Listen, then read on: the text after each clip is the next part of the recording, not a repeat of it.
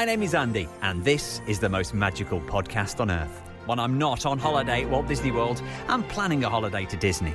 And when I'm not planning a holiday to Disney, I'm talking about Disney, with other UK fans like me who make the trip to Orlando and the House of the Mouse. So whether you're a parks professional or a Florida first-timer, this is the podcast for you. Each episode, I'll be chatting to other Disney superfans to share memories of their magical times, answering your Walt Disney World questions, getting you all the latest news from the parks, and finding out what's happening right now in Orlando. So get your ears on as we take you to the most magical place on earth.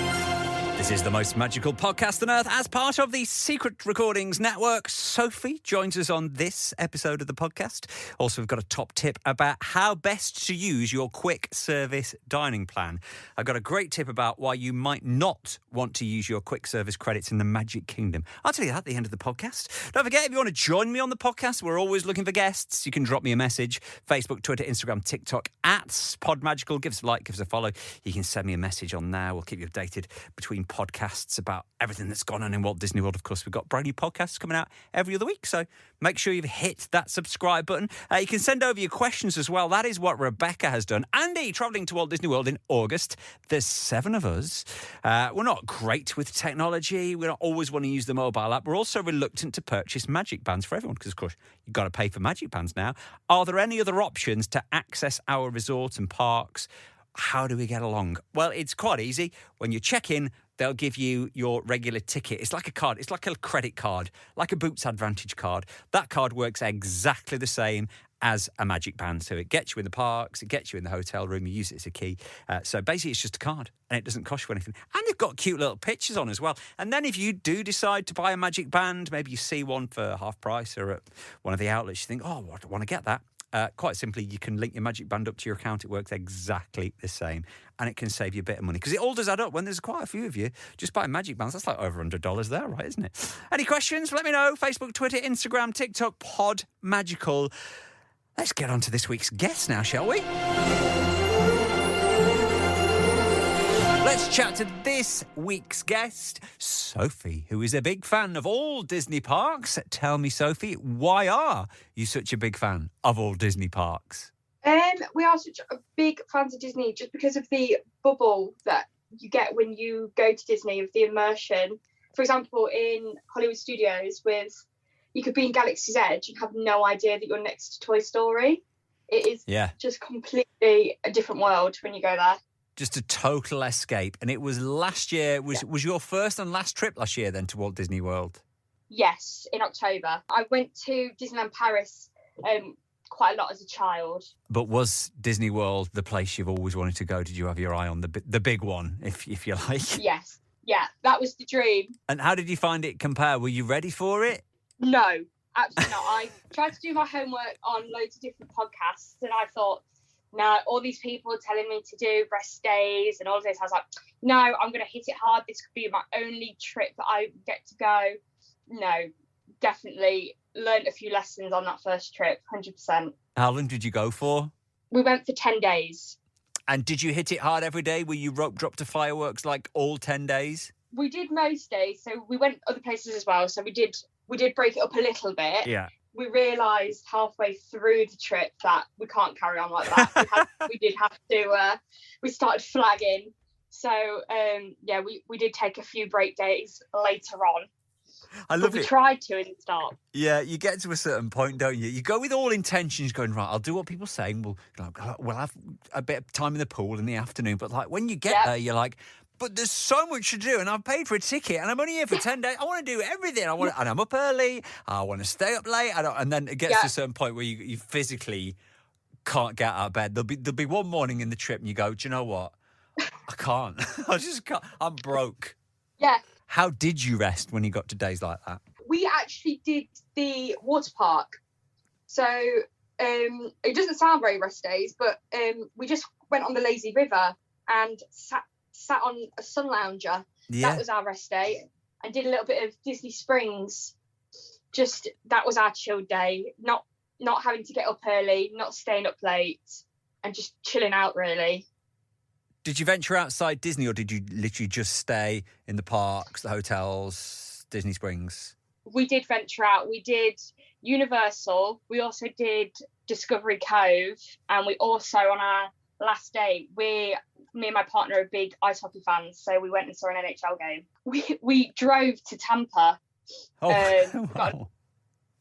So I booked it on a whim, not realising how far away it was. And then after I bought them, I was like, oh, it's actually quite a way away from Disney.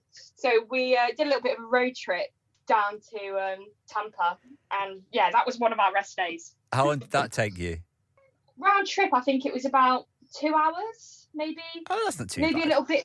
Yeah, it wasn't horrendous. We were expecting a lot more with traffic, but no, we were quite lucky actually. And you were driving, so you had rented a car for the entire trip? No, we Ubered because we looked into getting a car, but obviously at that time, prices for just having to park your car there at Disney, and we weren't planning on leaving Disney.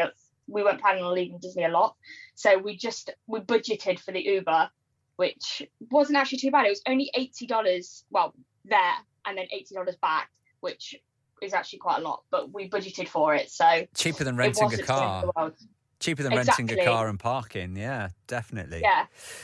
Let's talk about the trip then. Where did you stay? Did you stay on site? Did you stay off site? I always dreamt of staying at Port Orleans Riverside in one of the royal rooms. Right. So when I booked it, because this was going to be my one and only trip, one and done, never doing it again, I booked that.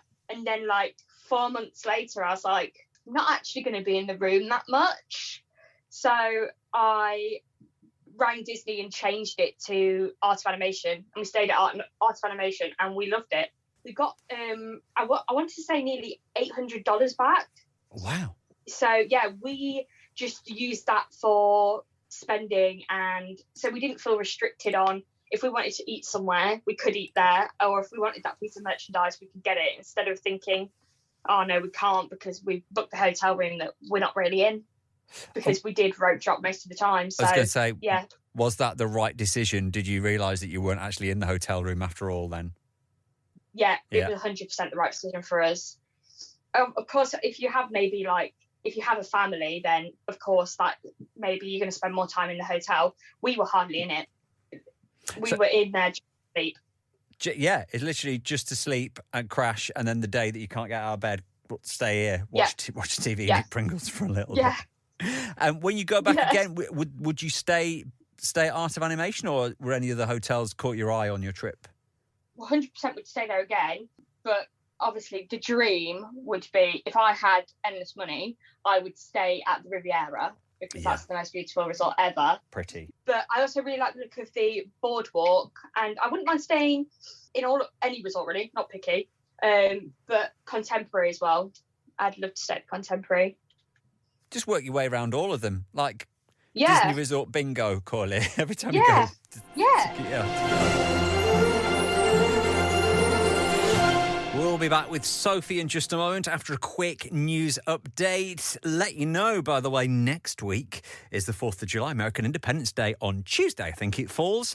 So you get the extra special fireworks at Magic Kingdom and Epcot on the 4th of July, and the 3rd as well at Magic Kingdom. Don't forget, like they do on New Year at Magic Kingdom, they'll do those big fireworks twice. They do it the night before as well. So, I mean, if you're going to be there, Magic Kingdom on the 3rd, Epcot on the 4th. You want to catch both those special Independence Day fireworks. Other news coming from the parks. Well, Disney have introduced park-specific Genie Plus. So, you used to buy Genie Plus for the Lightning Lanes. It used to be so much per day. Now it's so much per day, but it's different prices for different parks. So you'll have to buy a separate one for Animal Kingdom, for Hollywood Studios, for Epcot, and for Magic Kingdom. It looks like Animal Kingdom is the cheaper one, followed by Hollywood, followed by Epcot, followed by Magic Kingdom. There is also one you can get to use at multiple parks, which seems to be the same price as the Magic Kingdom one. So if you're going to buy Genie Plus for your Magic Kingdom day, you might as well buy the multiple parks one, because it seems to be the same price. If you're going to be there for the Halloween party, Mickey's Not So Scary Halloween party, there is somebody special joining the Boo to You parade. Minnie, Daisy and Clarabelle, dressed as the Sanderson sisters, will be appearing in the parade. So they won't be there to do meet and greets at the Halloween party. But this has been phenomenal. Clarabelle is literally owning it at the minute. Watch out, Daisy, because she's after you. So over at Disneyland and on Disney Cruises last year for Halloween, they had the girls dressed as Sanderson sisters. You'll be able to see them at Magic Kingdom for Halloween parties from now on. And also we found out who's going to be performing at Epcot for the Flower and Garden Festival. Flower and Garden Festival starts in a few weeks. As part of that, you've got the Eat to the Beat concert series with loads of special guests, like Billy Ocean's going to be there. You want to check out the full list, head over to our socials, Facebook, Twitter, Instagram, TikTok, at Pod Magical. We've got Sophie on this episode of the podcast. I want to talk about some of your favourite Walt Disney World things, Sophie. So let's start off with your favourite attraction. I have two because these have a very special place in my heart. My favourite attraction is either Pirates of the Caribbean or Haunted Mansion. Old school. I love both of them. The classics. Yes. I'm not about big thrill rides. I can't do the major thrill rides, and I absolutely love both of those. Both very much story rides. That's my kind of thing. And do you do the scarier rides? Do you do like Tower of Terror and things and regret them, or do you just stay away? I stay away. I want to be able to do them. Like I keep looking at videos of Guardians, and I'm like, I really want to do that, but at the same time, I am terrified, so I might have to force myself the next trip. I would say, force yourself. What's the worst that can happen? The best that can happen is you'll find you love it and you'll want to go on and on and on. Yeah. You know. Yeah. You True. can say you've done it. Just don't want to throw up in front of everyone. That's my only. It's my only scare. Yeah, please don't, especially if I'm on at the same time. Yeah. So last time you said you went, you saved a little bit of money by changing your hotel room. With that money, you went for some restaurants. Where were your favourite places to eat? We went to Topolinos for a birthday meal, and that was absolutely amazing. And we went just at sunset. Oh, and nice. We were really lucky. We had the most beautiful sunset. So definitely, if you can get into Topolinos. And we also really enjoyed SciFi Diner in Hollywood Studios. Did you enjoy the food in SciFi Diner? Because a lot of people say the experience is great and the atmosphere is really good and it's cool and the theming's fab, but the food is a bit burger and chips grease. Yeah, it is. It's just that the food's just kind of there for convenience. Yeah. Like it's not the best. You don't want to write home about it, but it was nice to. We just had the pasta and it was okay. It wasn't horrendous or amazing, but we just enjoyed the aircon and the 40-minute sit down, and it was a good, really amazing theming. And actually, saying that, one of the best milkshakes I've ever had was an Oreo milkshake from SciFi Diner. I don't know if they still do it because I've not been for a few years. That has to be on my bucket list for next time, I think. Let me tell you. It's one of those where you get, you get the big chunky pieces of Oreo, so they have to give you a slightly bigger straw so you can suck the milkshake. Yeah. And what about the food at Topolinos? Milkshake. Food at Topolinos, what did you have there? Because I've only ever done breakfast there, so I've only ever done the character breakfast. I've not been in the evening. We didn't have a starter, and then for main, my partner had the pasta, the rigatoni, and I had the scallops. The scallops were cooked to perfection, and my partner's rigatoni was amazing. So I honestly, the food there is unbelievable. Price wise, is it worth it, or is it a little bit on the pricier side, or is it pretty reasonable for what you get? It is expensive, but for the quality of food, it is 100% worth it. But it is definitely more on the expensive side. But it's a treat, isn't it? Like you say, it was your birthday. Yes. So you can treat yourself. Yeah. I wouldn't go there for like a casual lunch. I think it's definitely a special meal type of restaurant. And what else did you do for your birthday? Did you go the whole hog? Did you get the pin with people saying happy birthday all the time? It was my partner's birthday, and okay. he wore that pin the whole trip, the whole 10 days. He wore that pin, and we got happy birthdays. Yeah. We got free puddings. He loved it. Towards the end of the trip, I was like, he's never going to take this pin off. Even at home, he's going to be wearing this pin. But yeah, no, we did go the whole hog. with the birthday pin. Yeah, you can't wear it in Starbucks in the UK and get a free drink, unfortunately. It's got to stop somewhere. And what is your favourite memory? What's your favourite Disney World memory from that trip? So we did Savvy's workshop, and this was for my partner's birthday. We did Savvy's workshop where he built a lightsaber. Yeah. And I wasn't the one building it, but I was just the one watching it. And even watching it was just amazing. There was people of all ages there. And yeah, the whole experience was just amazing. It is an experience, isn't it? You don't just go in and pick bits and build a lightsaber. It's like, it's got a bit of a story to it. And like you say, the person building the lightsaber can bring a guest. So like two of you have the experience. Yeah.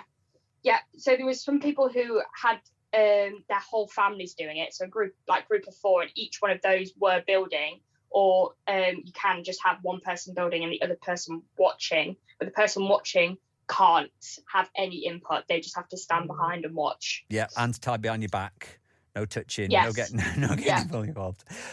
Was there anything you didn't like about Walt Disney World? We went during October, so we were there during Mickey's Not So Scary. Yeah. And the only thing that I didn't like about that, this was actually more of like the planning side of it. I was trying to book the tickets for Mickey's Not So Scary, and I struggled trying to find it. Obviously, now I know that I had to use a VPN to get onto the American site. I just found it really annoying that you couldn't do it through the British website. That's the only thing. That's the only downfall that I didn't like about Disney. Obviously, if you go with when we had big queues at some times, but we got the gas pass, so it wasn't too bad. We'd go get a meal while in the queue. So but yeah, the getting the tickets for the extra ticketed events would be my issue with Disney. And was it worth it when you went? How did you find the Not So Scary Halloween party? That Halloween party was the night that I realised that I had pushed it too far and I was flagging really bad. Oh no. So I got to about 12 o'clock and looked at my partner and was like, I can't do this. We've got to go back to the hotel. I feel really ill. And he was like, you are joking. And I was like, no. So we hardly trick-or-treated. We watched the parades. I was like, I have to see the Headless Horseman. Yeah. So we watched the parades and we watched the Hocus Pocus show and we did Haunted Mansion and the Pirates of the Caribbean. But after that, I was like, I can't. I've got to go back. So we only stayed for a couple of hours. So did you see the fireworks? Did you see the Halloween fireworks? We did, but we watched like 5 minutes of it, and then I was like, I cannot stand for any longer because everyone was really where we were stood. Everyone was really packed in, and I was getting run over by pushchairs. Oh yeah, and it was had enough. Yeah. I was like, I need to go to bed.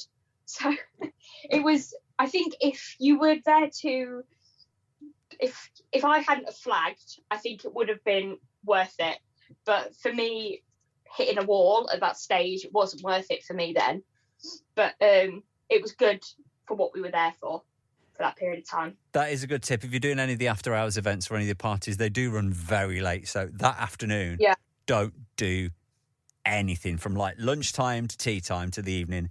Just don't do, and even go for a little nap because you're not wasting your time. You are gaining that rest to make the most of the evening. That is definitely a good tip. Yeah, we did the whole day in Hollywood Studios and then went home and got changed. I went back out again. Yeah. So actually, that alone tells you about our trip, how we did it a bit too hard. Like I say, though, it's difficult. Like it was your first time and you're there for 10 days and you just want to do and see everything. And did you do and see everything, or have you got a list of things you want to do because you're going to go back? We definitely have a list of things we're going to do. Because I think even if you go for 2 weeks, you're not going to get to do it all. So we didn't really give. When we went, it was Epcot Food and Wine, and it was their birthday. It was heaving in Epcot. Yeah, you literally couldn't move. So we only gave Epcot, I want to say like half a day or something, because it was, you couldn't get on it on anything. Oh, for the whole trip? And and it was so hot, so we didn't really give Epcot much of a chance. And we only did Animal Kingdom once, so we really want to do more of Animal Kingdom and more of Epcot next time. When is next time? Have you started thinking about when you're going to go back? Yes, so I got the Disney blues really bad. Like I couldn't even look at photos or videos. Oh dear. And I was like, I know this was meant to be our once and only trip, and my partner was like, it was never going to be a once and only trip, was it? Fooling yourself. As soon as he said, as soon as you walked around that corner and saw that castle, I knew we were going to be coming back. Yeah, every other year. Yeah. So we are going next year in May. Oh, nice. So have you booked that yet, or are you just in the planning stages? No, we booked that with the early, because they're having a deal at the moment. If you book for 2024, you get like a dining credit. So it's not the same as the dining plan, but you just get some money for And where you going to be staying next year? Pop Century. Oh, Pop Century. Very nice, very nice. Well, you don't need to wait till next year to go to Walt Disney World, because you know what we're going to do now? We're going to give you your ideal day at Walt Disney World. We're going to go right now. Talk me through where we are going and what we're doing on your perfect Disney World day, Sophie. So we were 100% waking up at the Riviera. Yeah. And then I would skyliner over to Hollywood Studios and do Rise of the Resistance and all of Galaxy's Edge. And then I would park hop over to Animal Kingdom and do all of Pandora and maybe catch the Lion King show. And then again, I would park hop. There's lots of hours in this day. I would then park up again over to Magic Kingdom and catch the fireworks and obviously do Haunted Mansion and Pirates. Your favourites? That is my favourites. That is my perfect day. That's pretty good. That sounds like the kind of day you were doing anyway when you went last year. Yeah. What we were aiming for. Yeah, 26 hours in that day, and it was a real day. Well, you've got less than a year to wait before you're going to go back if it's May next year. So it'll be here before you know it. You'll be planning and getting them restaurant reservations before you know it. Yes. Can't wait for that. It's all part of the planning. Lovely chatting to you, and have a magical day. Thank you. Fancy coming on the podcast? Drop me a message. Facebook, Twitter, Instagram, TikTok @PodMagical. If you're going to be going soon, tag us in your pictures and then give me a shout. We'll get you on when you're back. If you are going, well, we're almost into July. Can you believe this? It's going to be Halloween before we know it. Still got the last couple of weeks of the Epcot International Flower and Garden Festival. Crowds are going to be busy. American schools have been off now for a couple of weeks. Of course, British schools are going to be off very soon as well. The weather's going to be humid. What we're looking at, we're kind of like into the 80s pretty much every day, expecting those storms as well. So plan your days wisely. And here is a top tip.